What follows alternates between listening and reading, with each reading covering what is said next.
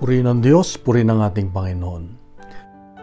Paano mo napagtatagumpayan sa tuwing ikaw ay nakakaranas ng kagipitan sa buhay?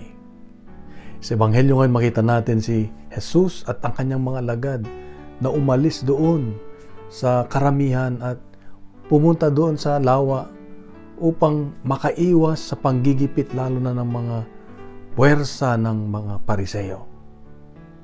Dito ay may tinuturo ang Diyos sa atin na kapag tayo ay nakakaranas ng panggigipit, pamumuwersa ng iba, yung pagtutulak ng mundo, nagkakaroon tayo ng stress, nagkakaroon tayo ng kabigatan sa buhay, sa isipan, sa puso.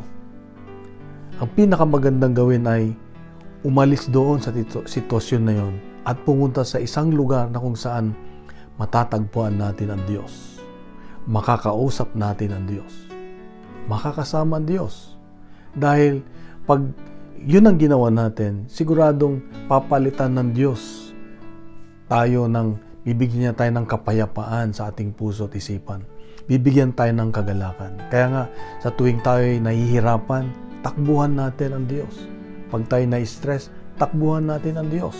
Na sa tuwing tayo ay nahihirapan at mayroong mga pagsubok sa buhay, mas magandang puntahan ang Diyos.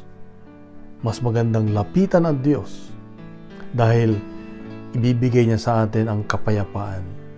Ibibigay niya sa atin yung tamang paggabay. At pag nagawa natin yun ay mararanasan natin yung kalakasan sa buhay.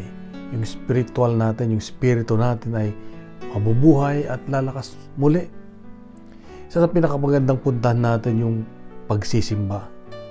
Napakalakas na panggalingan ng kapangyarihan ng Diyos. Dahil sa pagsisimba, nandun mismo ang Diyos at natatanggap natin at nagkaroon tayo ng lakas. Dasal, sa pagdarasal natin, lumalakas tayo. At sa pakikinig sa mga ganito, mga telegospel, yung mga patungkol sa Diyos, yung mga sermon ng mga pare, ng mga laiko, ay magandang paraan para umiwas sa lakas, sa panggigipit, o sa puwersa ng mundo. Kaya nga kapatid, ito ang paalala ng Diyos sa iyo at sa akin ngayon, na pag tayo ay nabibigatan sa buhay, Diyos ang takbuhan natin dahil meron siyang kapangyarihan na baguhin ang lahat. Kaya kapatid, ito ang paalala sa iyo at sa akin ngayon. Isang mapagpalang araw sa iyo at sa iyong mga mahal sa buhay. God bless. God is good.